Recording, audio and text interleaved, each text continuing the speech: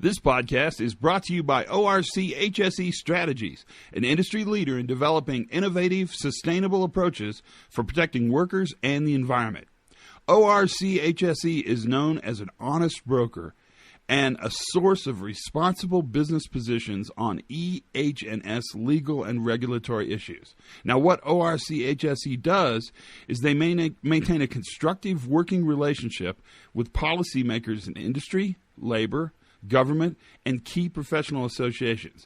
And they keep all members abreast of important legal developments and help them navigate the thorny technical, legal, and regulatory issues that are our lives in EH&S.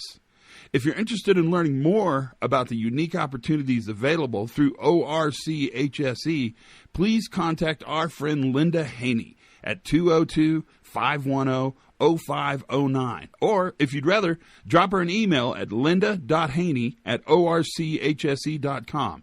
That's Linda, Linda, .haney, Haney, at orchse.com. Now, let's go on to the podcast.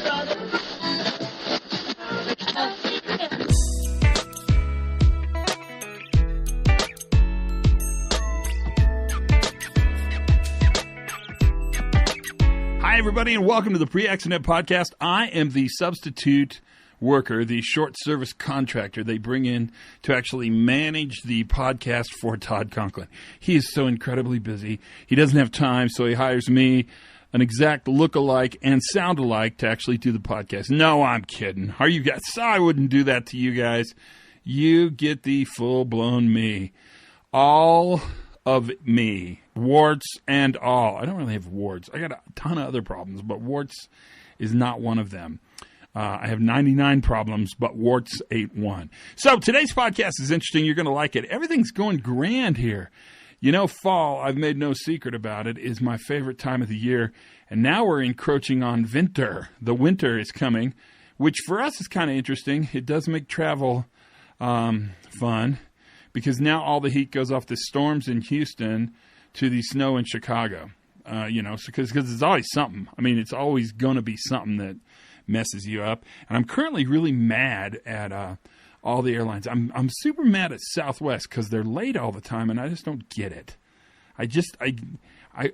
Their ground operations has been leaned out so much that they no longer have the capacity to handle the number of people that they sell tickets to, which just drives me berserk, because you sold the tickets. It's not like these people are a surprise. You know, when the plane lands, it's not a surprise. A lot of people, we bought a contract for that, and there's lots of indicators that tell you it's coming. So don't act surprised. Have somebody there to open the door. Get the luggage out. I waited 15 minutes because they couldn't have anybody to open the door the other day. And I'm just like, really? Come on. Hello? But that's neither here nor there, and kind of sounds whiny. This podcast today, I think you're going to like a lot. This is a friend I've had for many, many, many years. And I think we met, if I remember correctly, at a waste management conference I spoke at 1,000,000 years ago.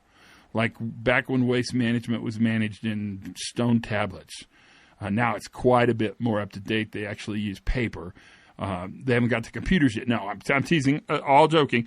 But this is my friend Rodney Grieve. And Rodney has a company he calls Branta Worldwide. And I'm really excited to get Rodney on the podcast because Rodney's a safety guy, kind of the IH, the brains of the outfit guy.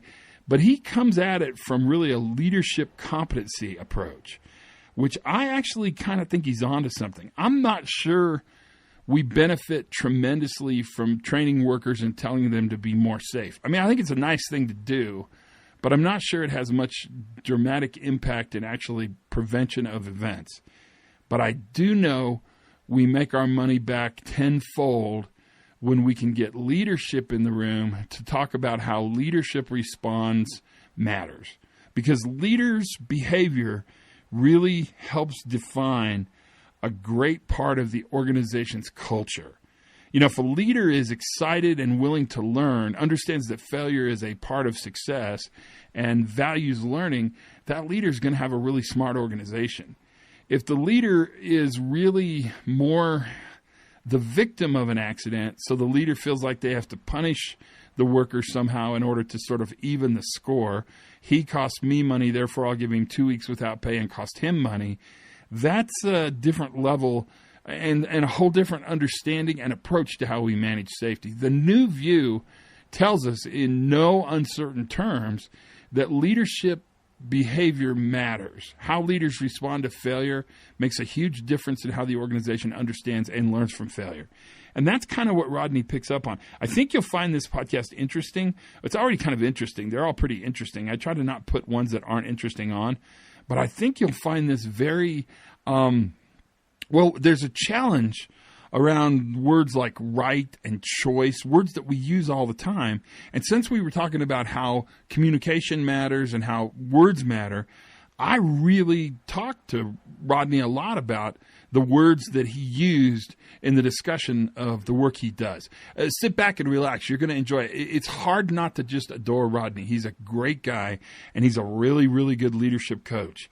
If that's a need area you have, and you know who you are, I'm not going to say any names, but hello, you're out there.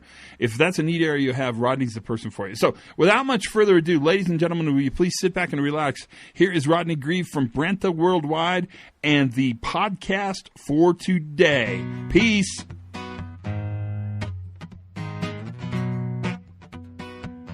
Where have you found yourself drifting to expertise-wise? Primarily in the space around how leaders interact with their frontline employees. So primarily in that frontline leader space, and helping them realize the impact they have on the day-to-day decisions that their employees make.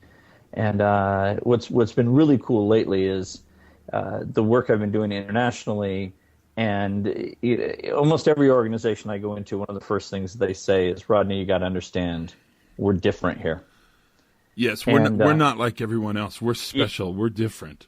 We're different. And I had a guy, this was years ago, in Northern California, say, no, really, you got to understand, we're a unique group of individuals in a unique work environment, just like everybody else.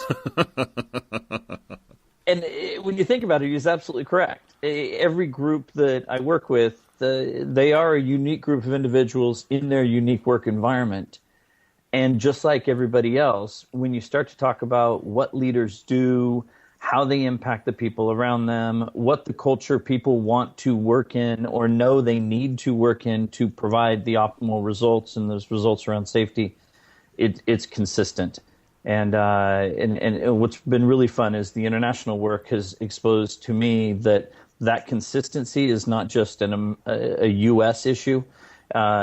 People in Italy, people in Switzerland, people in Brussels, people in Africa, people in Korea, they all want the same things. They want their leaders to understand what they need from them and adjust their behavior to meet their needs, and create an environment where there's high levels of trust and credibility and open and honest communication and feedback.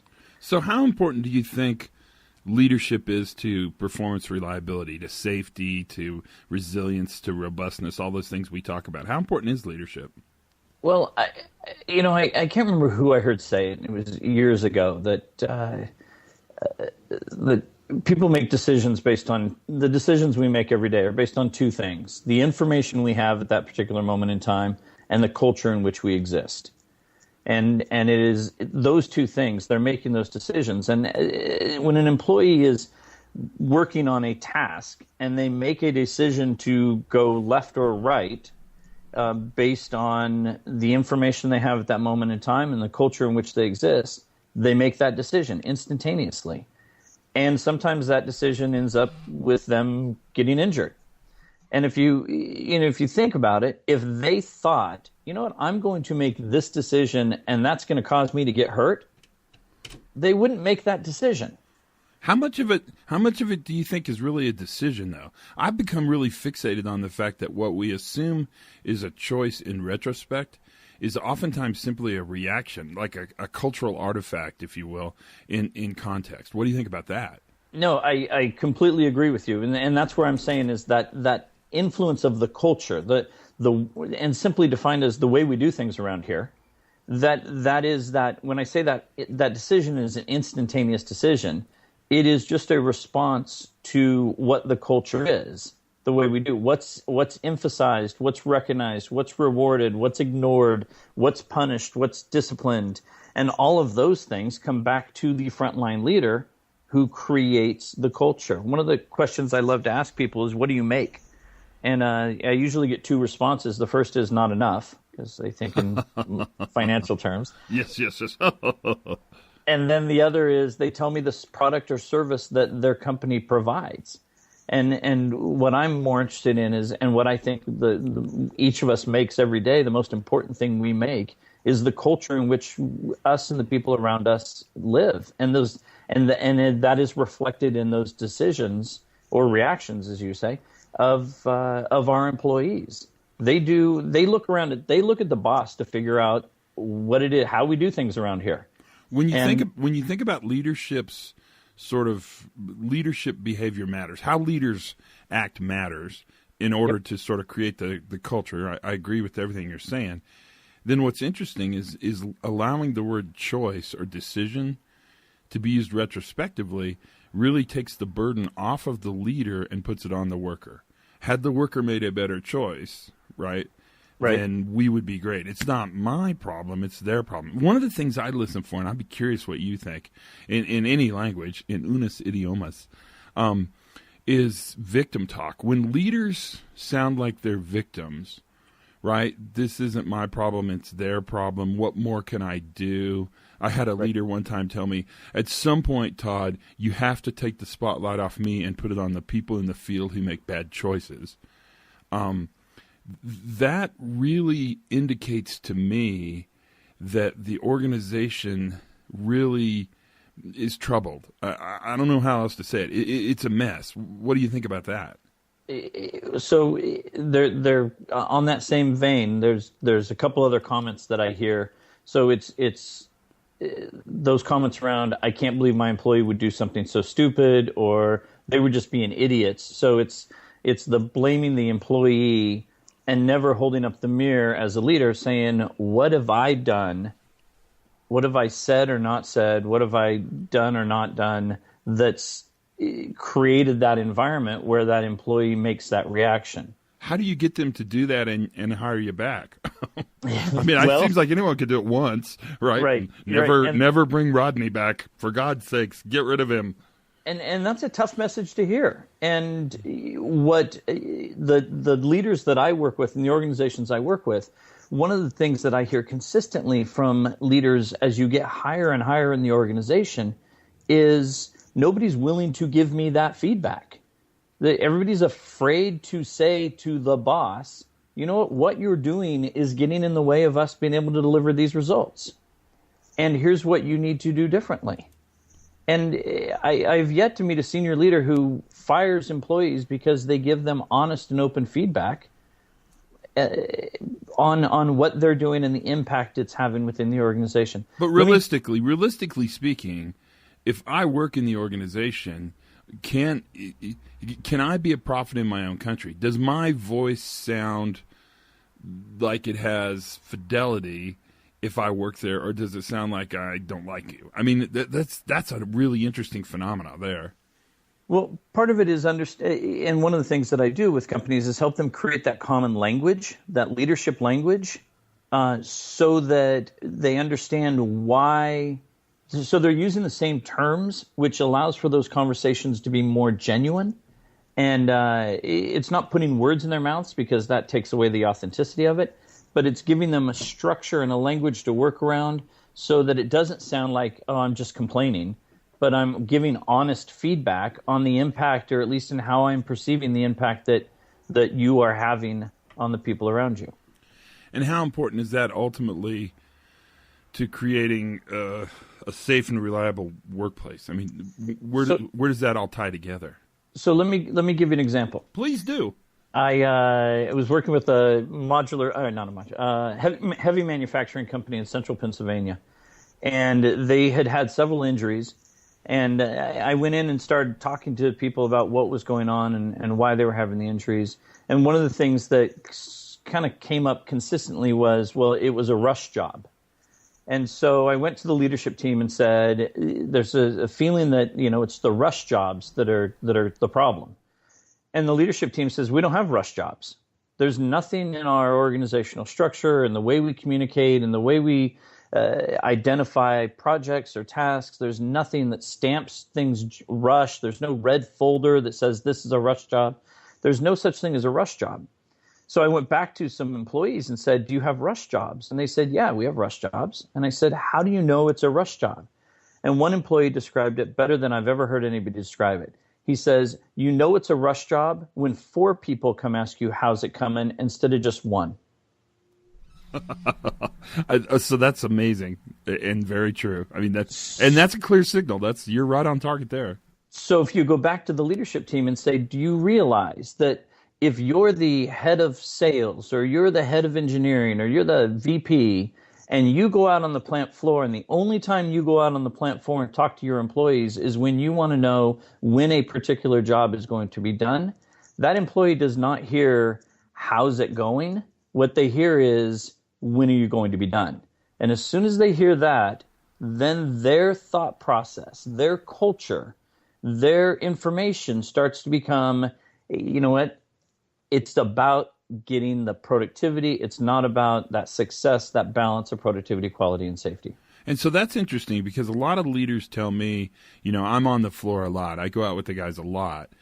It's the quality of the visit that really dictates whether the visit's meaningful or not, right? It's not just the presence. Like I had a guy tell me, I'm on the back end of a shovel right along with my guys.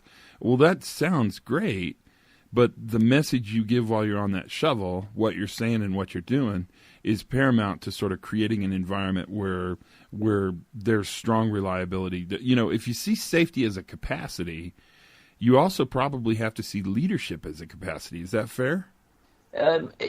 Yes, I think leadership absolutely is a capacity. I think safety, though, is a result. See, I would disagree with you pretty strongly. I think when you see safety as a result, right, then what happens is you start building systems that create safety as an outcome, right? That's the whole notion of a result. And the problem is that we don't manage safety as an outcome. It's really hard to determine if you're safe or if you're lucky, right? At the end of the event, if nothing happened, were you safe? Well, that's the answer to that could be yes, but it could also be no. I mean, when you think about, and I really do, I think about leadership or safety like leadership. It's a capacity that we build into the organization. We don't really manage accidents, right? Accidents are unintentional deviations from expected outcomes. They're surprises. What we actually manage is the organization's capacity to have that accident safely.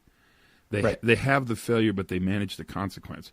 That's not an outcome. That's an always present capacity that organizations that are super reliable understand and manage as a capacity, like leadership. What do you think?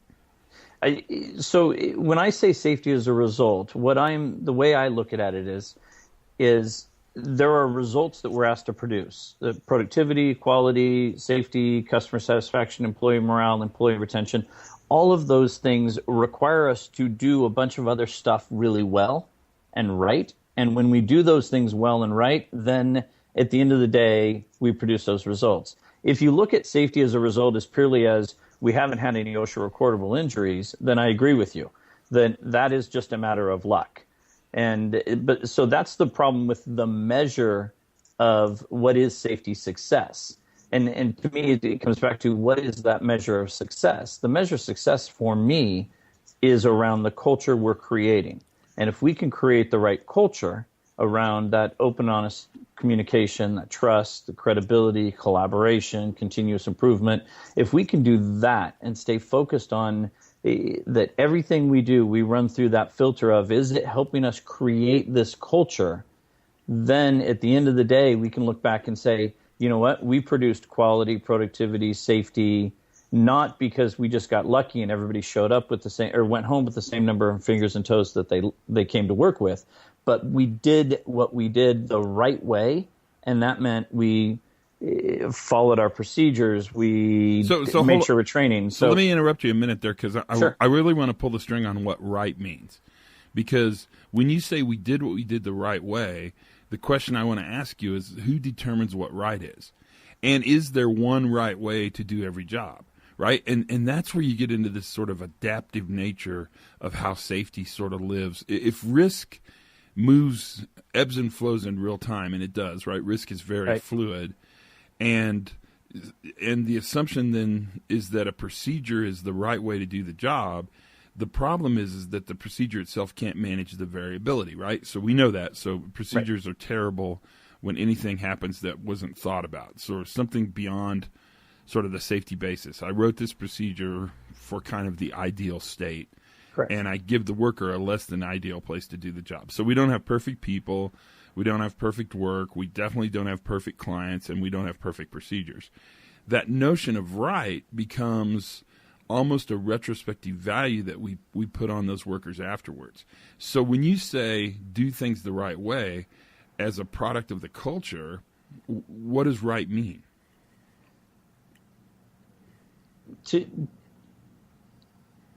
If you're looking at it from the perspective of the culture, right. So right doesn't necessarily mean follow the procedure, because you may find that you're right, there's a deviation and the procedure no longer will work or will get us to where we want to go. So if in a culture where we've created that common language, that definition of success around a culture, that those shared leadership language and skills, then we've created an environment where people are willing to raise their hand and say, this is not going to work in this situation at this time.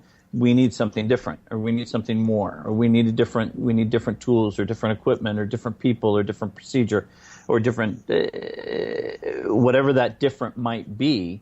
But to get people to recognize when that deviation is present before just moving forward, and hoping they can just manage their way through it. So, but deviations are always present. In fact, deviations are really super normal.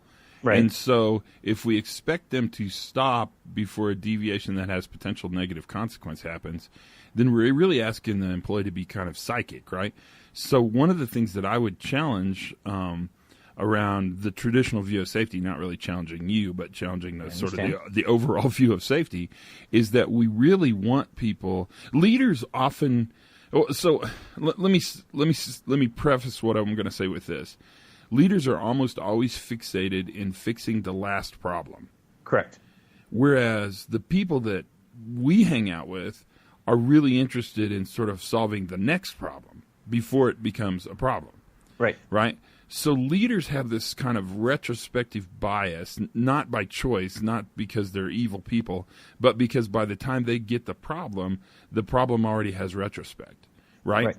And so they're in a position at that point, I think, to actually, by their actions, by what they say and what they do, to really drive culture either in one direction or another. This is way oversimplified, but I'm kind of convinced that organizations have two choices. They can learn and improve, or they can blame and punish. Correct. But they can't do both. So if you choose to learn and improve, you do it at the cost of the ability to blame and punish. Right. That's a whole cultural phenomenon. And the more you blame and punish people, the less information I'll give my leadership. Because if I give you bad news and you punish me, I'll stop giving you bad news, as long as you keep paying me. Correct. The other side of that, though, I think is even more interesting. When you choose to learn and improve, which I always sort of hope organizations are on that trail. They want to learn and improve. They want to learn and get better. They do so. The benefit they gain from learning and improving really outweighs the ability to sort of blame and punish. And what we're really talking about is sort of pushing leadership away from the fundamental attribution bias, which is, basically if a worker walks across a parking lot and trips on a rock, the worker should have been more careful. If a boss walks across the parking lot and trips on a rock, somebody should clean that damn parking lot. Right. Right. And that's that shift that exists in retrospect. And one of the things that I think is so interesting about the work you do, and I really do find this incredibly interesting, is that leaders almost always live in retrospect. Right? They think they live in strategic sort of prevention, or I can't believe I'm going to say this word. I hate this word. They think they're being proactive. Right. Right? But in reality, they're almost always being reactive to something. The board, the owners, the workers, the event, the client, whoever it is that sort of has the power in that situation. What do you say about all that? Well, one of the things that when I'm working with that frontline leader group, that is really getting them to take the blinders of looking for problems off. Most of us have been recognized and rewarded throughout our careers for going out looking for and finding problems, which comes back to that retroactive evaluation of what's going on, right? We're looking for what's already gone wrong. Yeah, for sure. Instead of going out and looking for what is going right, and how do we make sure that we're encouraging and providing the feedback and engaging people in the discussions about what they're doing well and how they can continue to do that well. Do you see where that shifts safety from an outcome, from a result, to more of a capacity? So the traditional definition of safety is kind of a negative-based definition, the absence of Correct. failure, right? Correct. What you're shifting them to, if you make them look at work and success, what is it that goes right? Because way more things go right than go wrong. Absolutely. Then you're shifting the focus to really a more of appreciative, a positive basis. So now safety is not the absence of failure. Safety is really the presence of safeguards, or the presence of controls, or the presence of leadership. And really, I like to use the word, I haven't found a better word, but I like to use the word capacity, because capacity means leadership, it means incentive programs, it means salary programs, it means performance management programs, it means safety, it means quality.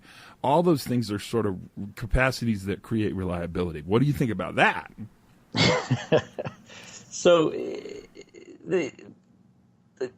my concern with that is, and I mean, I like the language.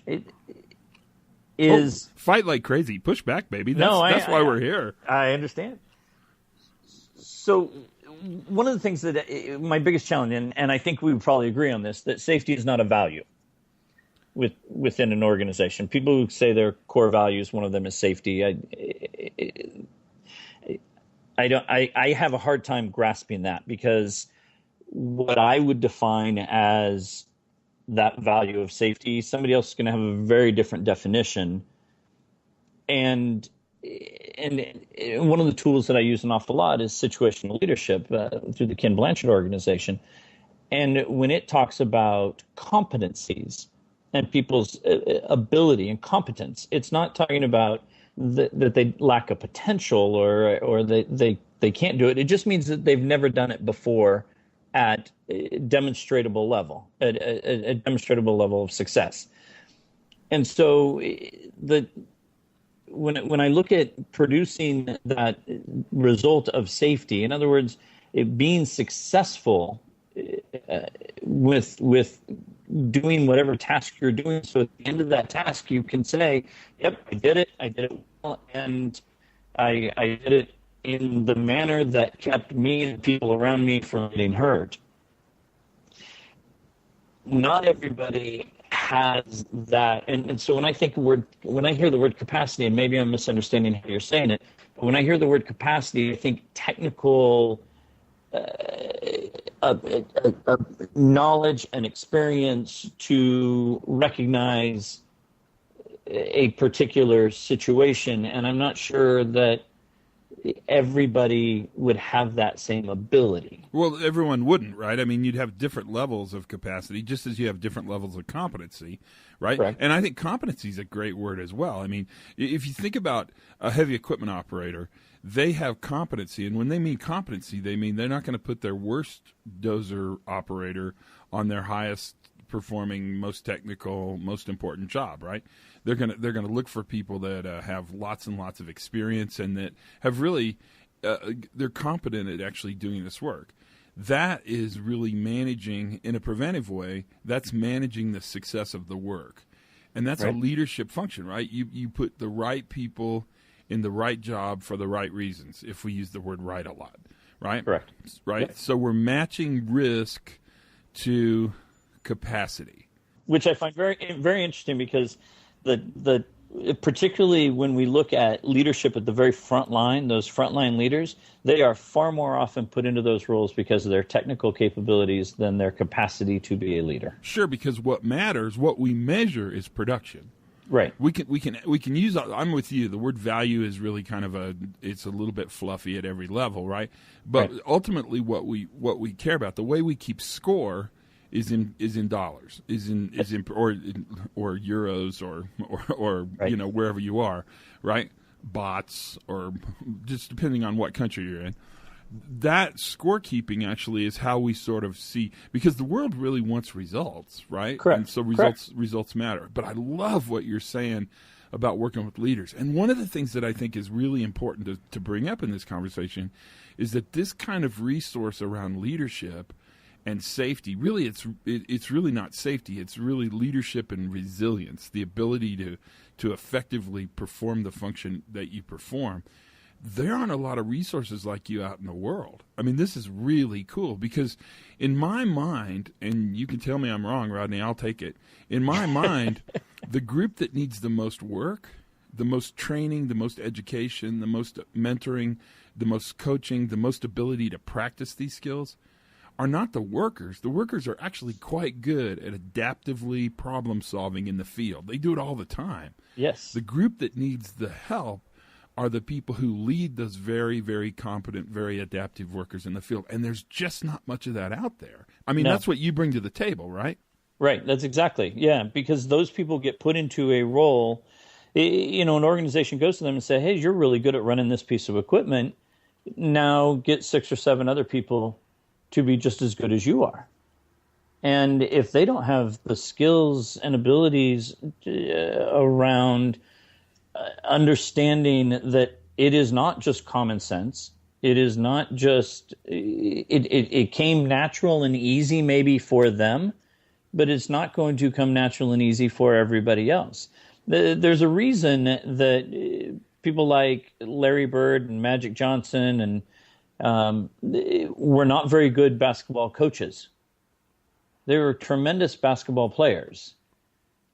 But when they come off of the court and get put in that chair to teach other people to be just as effective, to motivate, to influence, to get people to work together in a way that was very innate to them, they struggle because they have a harder time picturing that. When you look at the guys who are really good professional coaches or college coaches in some cases, they weren't the stars. They were the 12th man on the bench, the guy at the very end who had some physical abilities to be able to get there, but really had to understand the game and struggle to understand the game and the system and how it all worked together to keep their place on that team. And they're the ones who then become really good at seeing how to motivate and connect and integrate all the pieces together to make it successful. And so that's the challenge I think most organizations do is they look at they put way too much weight on technical competency and promote. And it happens not just on the production floor. It happens in engineering. It happens in sales. It happens in organizations, in every element of the organization. And it starts to become a double-edged sword. Is not only have you now lost your best person at doing that particular task, you've now made them ineffective in leading the people who you're trying to get to be your next best person to do that task. Wow. So how do people contact you? If they're interested in bringing somebody like you into work really at that leadership level, and I promise you there's a bunch of people interested in that, how do they contact you? Best way is through email is Rodney, Rodney, at Branta, BRANTA.com, or they can visit my website, which is Branta.com. Super cool. What'd you think? Did this suck? No, it's fabulous. I love the discussion because it makes me think about what I'm doing and think, oh, am I using the wrong words, or could I couch that or phrase that in a different way to resonate more effectively with people?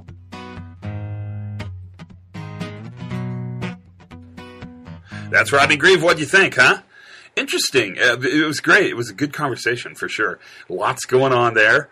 we'll see what happens. We'll see what the follow-up is. But I enjoyed it. It's always fun. That's the great thing about the podcast. It's always fun. Get to talk to a lot of different people. That's the show for today. Sorry for keeping you a little long.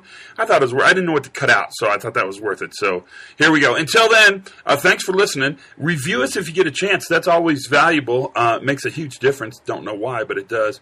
The numbers are great. Thanks for being a part of it. Most importantly, thank you for listening. That works out really well. Have a lot of fun today. Learn something new every single day. And for goodness sakes, be safe.